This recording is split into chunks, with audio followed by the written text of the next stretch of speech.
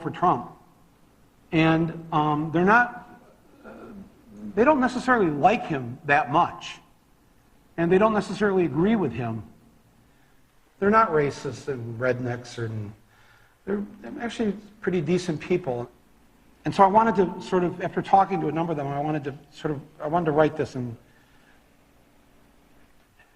Donald Trump came to the Detroit Economic Club and stood there in front of the Ford Motor executives and said, if you close these factories as you're planning to do in Detroit and build them in Mexico, I'm going to put a 35% tariff on those cars when you send them back, and nobody's going to buy them.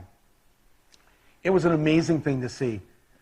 No politician, Republican or Democrat, had ever said anything like that to these executives. And it was music to the ears of people in Michigan and Ohio and Pennsylvania and Wisconsin, the Brexit states. You live here in Ohio, you know what I'm talking about. Whether Trump means it or not is kind of irrelevant, because he's saying the things to people who are hurting. And it's why every beaten down, nameless, forgotten working stiff who used to be part of what was called the middle class loves Trump. He is the human Molotov cocktail that they've been waiting for. The human hand grenade that they can legally throw into the system that stole their lives from them.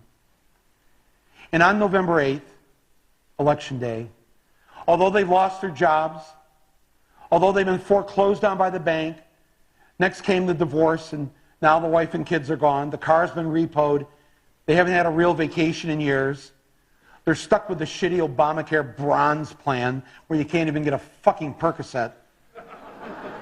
They've essentially lost everything they had, except one thing.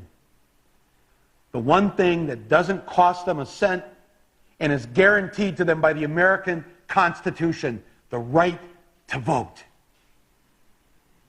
They might be penniless, they might be homeless, they might be fucked over and fucked up. It doesn't matter, because it's equalized on that day.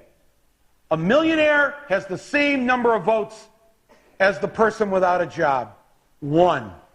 And there's more of the former middle class than there are in the millionaire class. So on November 8th, the dispossessed will walk into the voting booth, be handed a ballot, close the curtain, and take that lever, or felt pen or touchscreen, and put a big fucking X in the box by the name of the man who has threatened to upend and overturn the very system that has ruined their lives. Donald J. Trump. They see that the elites who ruined their lives hate Trump. Corporate America hates Trump. Wall Street hates Trump. The career politicians hate Trump.